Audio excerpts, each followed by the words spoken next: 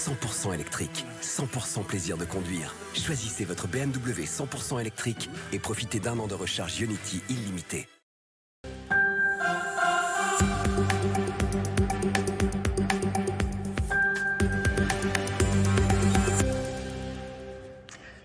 Bonsoir et bienvenue dans votre 19-20 régional de ce mardi 16 mai, un journal réalisé en direct de l'île d'Ar, où nous sommes à l'occasion de la semaine du golf qui se tient jusqu'à dimanche prochain. Et aujourd'hui, l'événement phare, c'était un pique-nique géant sur l'île d'Ar avec des centaines de convives. L'île d'Ar, en réalité, est un archipel de 8 îles avec à l'année 263 habitants, mais beaucoup plus l'été. Avant de vous faire vivre cette seconde journée de la semaine du golf, on s'arrête sur l'actualité du jour. Direction Rennes d'abord, car à partir du 4 septembre prochain, la vitesse sera limitée à 30 km/h dans la quasi-totalité de la ville. Une décision destinée à améliorer la sécurité des piétons et des cyclistes. Le reportage de Séverine Breton et de Christophe Rousseau. Le vieux chauffeur Cité Champion appuie sur le champignon sera bientôt remplacé par Cité Champion respecte les piétons. À partir du 4 septembre, toutes les rues de Rennes, en rouge sur le plan, seront limitées à 30 km/h. Un piéton qui est percuté à 30 km/h a 9 chances de survie sur 10, tandis que s'il est percuté à 50 km/h, il n'a plus que 2 chances de survie sur 10. Dans les bouchons, certains automobilistes ironisent. Les 30 km/h, ils aimeraient bien les atteindre parfois. Mais la plupart comprennent. Au moins les gens rouleront peut-être plus calmement, il y aura peut-être moins d'accidents et on a plus le temps de voir les choses en roulant moins vite. 30 quand c'est vraiment urbain, c'est bien. 50, je trouve que ça va un peu vite parfois, parce qu'il suffit que quelqu'un s'avance sur la chaussée et à 50, par exemple là, il va falloir que je m'avance sur la chaussée. Depuis 2019, le nombre de cyclistes dans les rues rennaises a augmenté de 50%, celui des trottinettistes de 18%. Tous rêvent que vitesse limitée rime avec sécurité. Au niveau des intersections, les différents usagers auront plus de temps et pourront anticiper plus les éventuels conflits, donc s'y adapter. Ça permet également d'avoir un trafic qui est moins oppressant et donc augmenter le sentiment de sécurité. Et puis se déplacer avec moins de bruit, etc., c'est quand même beaucoup plus agréable. Car moins de vitesse, ce sera aussi moins de bruit et moins de pollution. Pour l'instant, il y a encore cette mentalité un peu boomer de tout véhicule, tout le monde sur les routes, on développe les autoroutes, on subventionne l'essence, etc. Mais on est quand même dans un monde en évolution et il faut penser à l'avenir. Un avenir dans lequel il faudra donc partager les routes et la ville. Autre information, un nouveau cas de loup repéré cette fois dans les Côtes-d'Armor sur la commune de Pordic. L'animal de grande taille a été vu et filmé le 5 mai dernier. Mais l'Office français de la biodiversité vient de le confirmer seulement aujourd'hui. C'est le deuxième cas repéré dans les Côtes-d'Armor depuis en 2023. Article complet à lire sur notre site internet bretagne.france3.fr. Dans l'actualité également, un projet de construction d'un nouvel incinérateur contesté dans la communauté de communes de Lamballe. Il s'agit de remplacer l'usine de traitement des déchets ménagers du centre des Côtes-d'Armor par une nouvelle usine plus grande, plus moderne, pour réduire à 2% les enfouissements de déchets d'ici 2030. Les opposants au projet dénoncent, je cite, une bombe écologique. Alexis Delacour avec Myriam Thiebaud. Chaque année dans cet incinérateur, 44 000 tonnes de déchets ménagers sont brûlés puis transformés en matériaux de voirie notamment. Le gestionnaire du site veut doubler sa capacité de traitement et réduire l'enfouissement de déchets à 2% d'ici 2030. Seul choix possible selon lui, construire une nouvelle usine pour remplacer l'actuelle. Dans le dossier de concertation soumis à la population, le porteur du projet défend une nécessité. Le contrat d'exploitation de l'usine arrivait à échéance fin 2023. Il convenait donc de se poser la question de son avenir, d'autant plus lorsqu'on connaît l'âge de l'usine datant de 1992 et la nécessité de se mettre en conformité. Coût estimé 107 millions d'euros, pris en charge par le futur exploitant de l'usine en échange d'un contrat établi sur 20 ans. Un projet trop coûteux et néfaste pour l'environnement, estime ce collectif d'opposants. 80 000 tonnes de déchets, ça représente à peu près 100 millions de tonnes de gaz à effet de serre par an. C'est absolument inadmissible. Tout cet argent qu'on met dans l'incinération, c'est autant d'argent qu'on ne met pas dans des politiques de réduction des déchets. Les rejets atmosphériques du futur site inquiètent certains riverains. à l'image de ce producteur de cidre et de jus de pomme situé à 1 km de l'usine. Je crains que ça soit toxique et j'ai besoin de savoir si je continue mon activité ici ou pas. Le but de l'agriculture, c'est de nourrir les gens, c'est pas de les empoisonner. Le syndicat mixte Kerval assure que le traitement des rejets atmosphériques sera plus performant qu'actuellement. Le 21 juin prochain, il devra valider le projet au cours d'un vote. On ouvre maintenant notre page spéciale sur la semaine du Golfe qui a débuté hier. Une fête maritime en mer et à terre, 1 millier de vieux gréements. Et aujourd'hui, un moment phare, le pique-nique géant organisé sur l'île d'Ar. Plusieurs centaines de participants dans une ambiance très conviviale. Johan Etienne et Nicolas Corbard étaient parmi eux.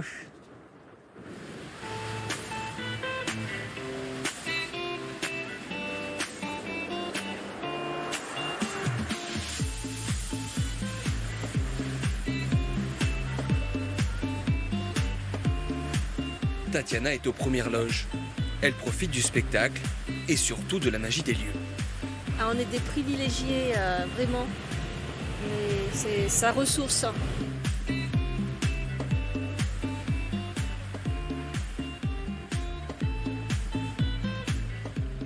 Et là, me retrouver ici, là aujourd'hui, avec ce soleil, je revis. Sincèrement, je revis. Il y a de très belles unités. Je me fais vraiment plaisir. Et puis être parmi tous ces beaux bateaux, c'est vrai que je suis content et heureux. Vraiment heureux. Ils mettent le cap sur l'île d'Ar pour participer au grand rassemblement du jour, un pique-nique géant où des centaines d'équipages sont attendus et débarquent les uns après les autres. Difficile donc de se frayer un chemin jusqu'à la plage.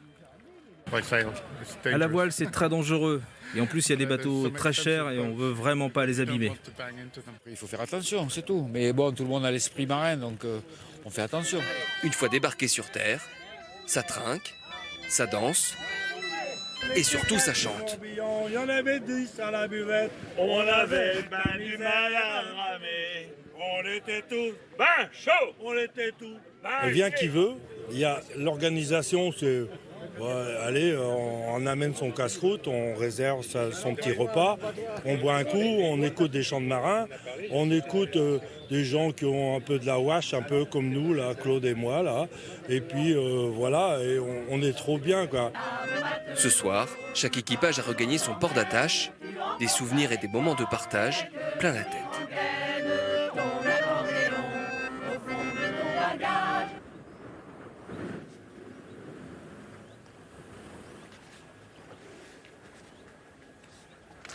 Toujours en direct sur l'île d'Ar en compagnie de Valence Lemez. Vous êtes la coordinatrice de l'événement de cette semaine du Golfe et puis de Jean Loiseau, le maire l'île d'Ar. Alors quand on est maire, cette semaine du Golfe, ça représente quoi? Écoutez, je vais vous faire une confidence. Ce matin à 9h30, j'étais sur la cale, là, juste derrière vous, et j'ai vu tous les bateaux arriver, mais des centaines et des centaines de voiles qui arrivaient, qui se rapprochaient de l'île, et je me disais, mais enfin, quoi, on attendait ça depuis 4 ans. Mais c'était émouvant, vraiment, hein. Et le spectacle était absolument magnifique. Et c'est vraiment important parce qu'on y voit de beaux bateaux et on est dans un bassin de navigation absolument extraordinaire. Donc voilà, la joie, elle est pour tout le monde, ceux qui sont sur l'eau et ceux qui sont à terre. Donc voilà, on espère qu'on a su accueillir tout le monde, mais c'était un très beau moment. Alors Valence Lemestre, vous coordonnez l'événement. Cette semaine, c'est une façon de rendre accessible cette voile traditionnelle au grand public ? Tout à fait. En fait, les inscriptions à la Semaine du Golfe sont ouvertes et gratuites à tout propriétaire de bateau du patrimoine. Donc ça va de la coque de 3 à 4 mètres au grand voilier que vous pouvez découvrir au large de Port-Blanc qui approche les 50 mètres. C'est pas un musée ? Non, tout à fait, c'est très très vivant parce que les propriétaires ont bichonné leur petit bateau tout l'hiver et ils sont hyper fiers de venir ici. Alors justement maintenant je vous propose de prendre la mer pour retrouver Nicolas Corbard. Vous êtes à quelques encablures, Nicolas, de l'île aux Moines à bord de l'un des fleurons du patrimoine maritime français, le Marité, un vénérable centenaire. Oui, en effet, Romuald, imaginez un peu, le pont que je suis en train de fouler a été arpenté par une dizaine de générations de marins. Et pour nous parler du Marité, je rejoins son capitaine. Alors Mathieu, 100 ans, c'est une belle longévité. Le Marité a eu plusieurs vies en fait. Tout à fait Nicolas, donc le Marité est né à Fécamp en 1923, c'est un des tout derniers terre-neuviers qui partait à la pêche à la morue sur les bancs de Terre-Neuve. Il a effectué 5 campagnes de pêche jusqu'en 1930. Ensuite il est transformé en cargo pour le transport de marchandises. Arrive la Seconde Guerre mondiale où là c'est un véritable miraculé qui arrive à passer à travers les mines et les sous-marins. Ensuite après la guerre, donc il repart au transport de marchandises et la grande pêche. Dans les années 70, il est repéré par une bande de copains suédois qui décident de retaper entièrement le voilier, d'en faire un véritable voilier. C'est eux qui l'ont sauvé finalement. Exactement, c'est la 5e vie on peut dire, et ils décident donc de sillonner les mers du globe pendant une vingtaine d'années. Dans les années 2000, là, il décide de revendre le bateau et c'est sous l'impulsion de Gérard Daboville qui crée un groupement d'intérêt public composé de collectivités normandes que le Marité revient en France, en Normandie. 2005, la fameuse tournée Thalassa avec Georges Pernou à la barre tous les vendredis soirs. Thalassa qui a vraiment popularisé le Marité. Ah bah oui, le fameux bon vent de Georges Pernou à la barre du Marité tous les vendredis soirs en direct, effectivement, c'est ce qui a permis de médiatiser vraiment le bateau. Alors, 2006 à 2012, un petit chantier de rénovation et maintenant depuis 2012, nous sommes basés à Granville dans le département de la Manche où nous proposons des sorties en mer avec passagers pour la découverte de la navigation à l'ancienne. Donc retour à Granville. Alors on parle de cet anniversaire, mais on va parler d'un autre anniversaire, c'est aussi vos 10 ans à la barre du Marité. Qu'est-ce qu'on ressent quand on est capitaine du Marité? Alors il y a une certaine fierté forcément, une certaine émotion aussi, mais c'est surtout une lourde responsabilité parce que je suis chargé d'âme, responsable des passagers et aussi responsable quand même d'un arrière-grand-père centenaire cette année. Merci Mathieu, alors on va vous souhaiter un bon anniversaire à vous et au Marité. Et puis nous on va peut-être rester un petit peu pour faire la fête ici. On vous attend après le journal Romuald, on vous a même réservé une couchette si vous voulez. Avec plaisir, merci Nicolas. Vous étiez avec Johan et Étienne pour les images. Une population multipliée par 10, voire par 20 pour certaines communes pendant l'été. Alors peut-on dire que le golfe du Morbihan est menacé par le surtourisme? C'est la question du jour. Élément de réponse avec Séverine Breton et Karine Andouche. Il n'existe pas vraiment de définition du surtourisme, pas de chiffre, de seuil au-delà duquel les lieux et les hommes commencent à souffrir. Mais si les pierres de Carnac pouvaient parler, elles diraient sans doute les indélicats qui piétinent et escaladent. Dans les années 90, pour protéger les menhirs, il a fallu les enfermer derrière un grillage. Le golfe du Morbihan est-il menacé par le surtourisme? C'est la question du jour. En mai, le bateau vers l'île aux Moines déverse son flot de touristes toutes les 30 minutes. Si l'hiver, l'île abrite 630 habitants, l'été, elle accueille parfois plus de 6000 visiteurs. Une aubaine pour le commerce, pas forcément pour les résidents. Quelques minutes dans la voiture du maire suffisent pour s'en convaincre. Même s'il n'y a pas grand monde, vous avez quand même une idée de la problématique exponentielle que l'on rencontre donc, en juillet. Nous avons une route départementale. C'est la seule route départementale qui a autant de piétons et aussi peu de voitures. Merci madame. L'île compte aujourd'hui 300 maisons et 900 résidences secondaires. Elle a la chance d'être reliée au continent pour son eau, son électricité. Mais la venue de milliers de touristes a un impact sur l'environnement. Il faut parfois guider leurs pas.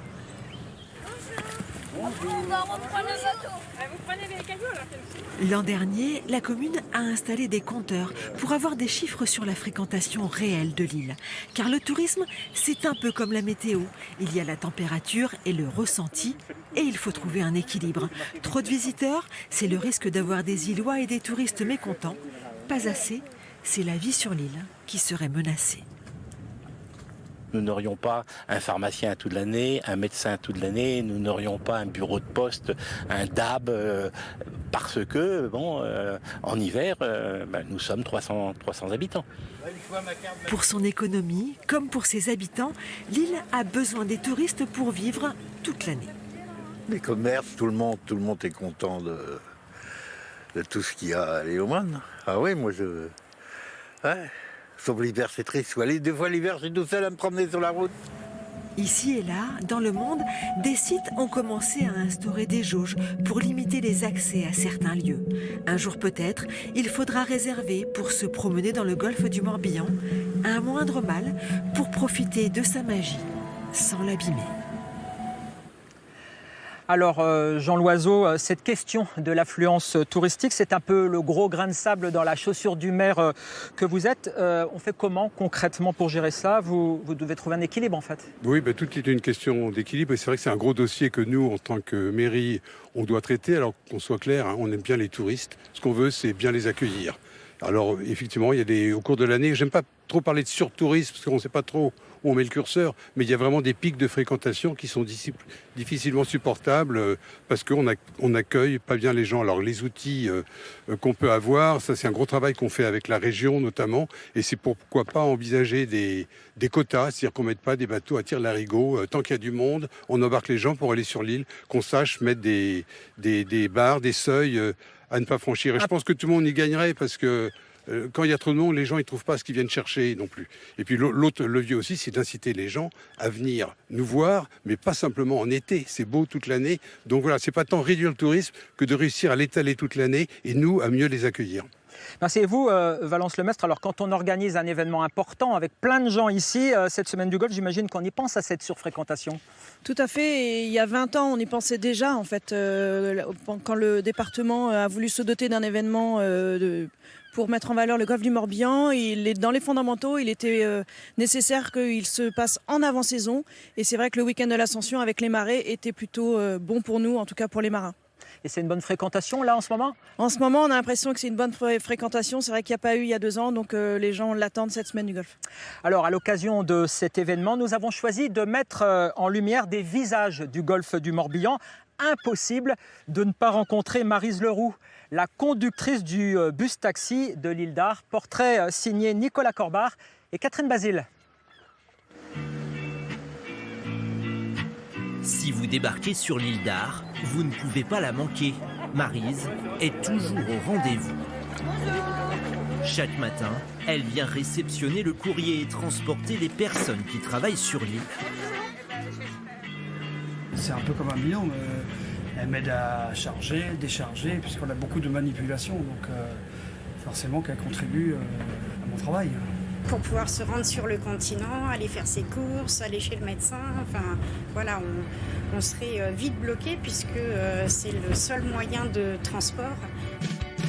En 30 ans de carrière, au volant de leur petit camion, Maryse et son mari Thierry ont parcouru 500 000 km sur ce petit caillou de 3 km². Les recoins de l'île d'Ar, Maryse les connaît par cœur. Pour quelques euros, les trajets sont quasiment à la carte. Donc je vous laisse là, la fermer sur la droite là. 7 jours sur 7, été comme hiver, et toujours avec le sourire. Bonjour. Ah, il faut. Quand je les passe, les gens ils savent qu'il y a quelque chose qui ne va pas. Quand je vais m'arrêter, il va falloir que je me motive à faire autre chose. Une vie sur les routes de l'île d'Ar qui va en effet s'arrêter pour Maryse en janvier prochain. Après son mari Thierry, c'est à son tour de partir à la retraite. Pour l'heure, ils n'ont trouvé personne pour reprendre le volant. C'est pas évident non plus de trouver quelqu'un parce qu'il faut que ça soit une personne qui habite sur l'île, sur le caillou. Donc soit une famille, soit un couple au moins. Oui, et trouver un logement sur l'île en ce moment, c'est pas évident du tout, quoi. De toute manière, on a décidé qu'on n'allait pas arrêter sans qu'il y ait personne. Non, on les laissera pas tomber. On les laissera pas tomber. Non. Quand ils auront trouvé un repreneur, Maryse et Thierry ont déjà indiqué qu'ils seraient les premiers à emprunter le petit bus, mais cette fois sur les sièges passagers. Alors Jean Loiseau, je rappelle que vous êtes le maire de la commune de l'île d'Ar. On l'a entendu dans la bouche de Maryse Leroux, une question épineuse qui vous concerne, c'est celle du logement pour avoir de nouveaux habitants. Oui, c'est le problème du logement. Je dirais que c'est le problème numéro 1 pour nous, qui se pose à nous, mais dans toutes les îles et dans beaucoup de communes du littoral. Alors, vous l'avez dit, nous on souhaite accueillir de nouveaux habitants. Ce sont souvent des jeunes couples qui arrivent avec des enfants et qui sont incapables d'acheter ou même de louer, parce que d'abord il n'y a pas des maisons sur place tellement le foncier est cher et rare. Je vous rappelle qu'il y a 72% de résidences secondaires. Alors la ici, solution, c'est sur quoi? l'île. Il y a des outils qui existent. D'abord, nous, on est en train de faire des logements communaux qui vont bientôt être prêts. Et puis, il y a de nouveaux, avec l'agglomération de Vannes, il y a des nouveaux outils qui peuvent être assez efficaces, genre l'Office foncier solidaire, par exemple, qui permet d'avoir un logement à un prix abordable. Vous savez, on achète le bâti, on n'achète pas le foncier, le terrain. Et ça, ce sont des outils qui peuvent nous permettre de garder et d'avoir des jeunes à l'année. Pour nous, c'est essentiel parce qu'on veut que l'île vive toute l'année, que ce ne soit pas juste des touristes l'été et le désert l'hiver. Voilà, on veut éviter ça.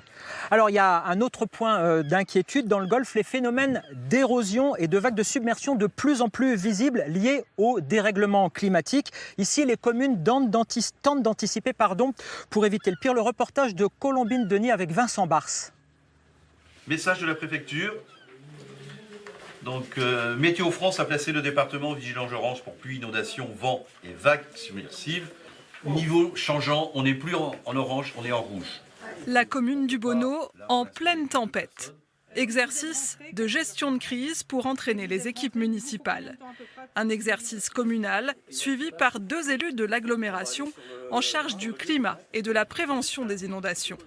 Dans le scénario, une brusque montée des eaux inonde ici les bords de la rivière d'Auray.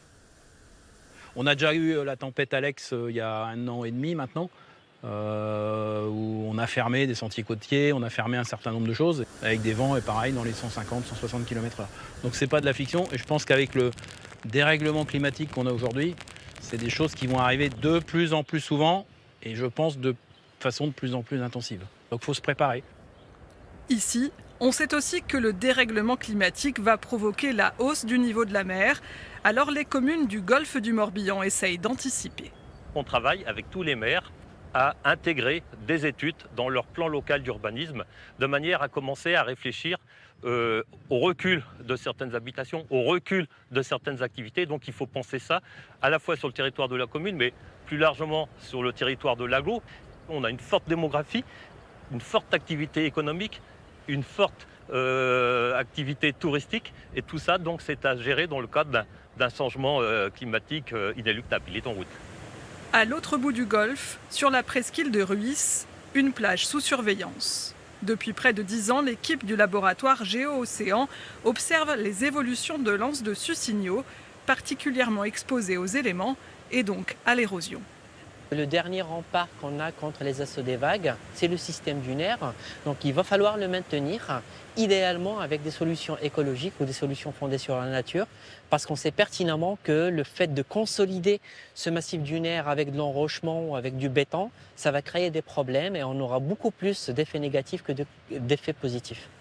Solution expérimentée ici des ganivelles avec des algobox, des casiers remplis d'algues pour maintenir la végétation sur la dune et retenir le sable. Le système a fait ses preuves. Et ici, on est sur quelque chose qui est plutôt stable depuis quelques années. Et notamment la partie que nous, on s'attache à suivre, qui est la partie ici protégée par les algobox, où en fait, depuis leur installation, la dune, elle n'a pas reculé. Protégés, anticipés, 2 marégraphes seront bientôt installés à l'entrée et au fond du golfe pour mesurer le niveau et l'évolution des marées. Pour sensibiliser la population, ces petits repères rappellent les derniers épisodes de submersion marine. Alors Jean Loiseau, concrètement, ces risques de submersion, vous les gérez vraiment comment dans votre commune ici sur l'île d'Ar? D'abord, ça va se gérer sur plusieurs mandatures et plusieurs générations. Non, mais bien sûr, c'est un problème épineux aussi. Il faut bien sûr entretenir les digues existantes. Vous avez vu peut-être sur la route entre le port et le bourg, il y a un mur qui est en train d'être rehaussé. Sinon, là, il y a un vrai risque de rupture de la continuité territoriale. Et puis aussi, nous, on mène toute une politique, mais comme on l'a un peu vu dans le reportage au Bonneau, à Sussigno, de faire ça avec douceur. On ne peut pas se battre contre la mer, on est sûr de perdre. On ne va pas transformer l'île en forteresse non plus. Donc, il faut planter, il faut ralentir l'érosion, il faut mettre des protections souples. On est en train de faire des tests avec de la ganivelle, planter des herbiers pour ralentir et faire avec la mer plutôt que de se battre frontalement contre elle. Alors il faut faire ça en douceur, mais c'est un problème dont il faut vraiment s'occuper et on y pense là, on est en train de refaire notre PLU parce que le risque il est réel, hein. C'est pas dans 50 ans, 100 ans, c'est les générations qui nous suivent. Donc il faut s'en occuper maintenant. Alors vous, Valence Lemestre, quand on vit sur le golfe du Morbihan, on a conscience que cet environnement est fragile? Tout à fait, et nous qui naviguons à titre personnel, c'est vrai que déjà on navigue pas forcément au moment de forte affluence, et puis on a des outils comme des applications Naveco qui nous permettent de naviguer en connaissant les règles de navigation, en préservant l'environnement, et donc on mouille pas par exemple dans des zones de zoster pour pouvoir les préserver. Ouais, donc vous dites à tout le monde, y compris pendant cette semaine du Golfe, faites attention, quoi. Tout à fait, c'est ce qu'on a essayé de mettre en place, en tout cas pour les bateaux participants à la semaine du Golfe, en collaboration avec le PNR, Bretagne Vivante, des associations comme ça. Et on aimerait bien qu'ils respectent pour protéger notre golfe. Eh bien, merci beaucoup de nous avoir accueillis au beau milieu de l'une des plus belles baies du monde, le golfe du Morbihan. À suivre l'information nationale, on se retrouve demain pour continuer à vous faire vivre au plus près cette semaine du Golfe. Très belle soirée. Je vous laisse profiter des très belles images de la journée dans le golfe du Morbihan. À demain.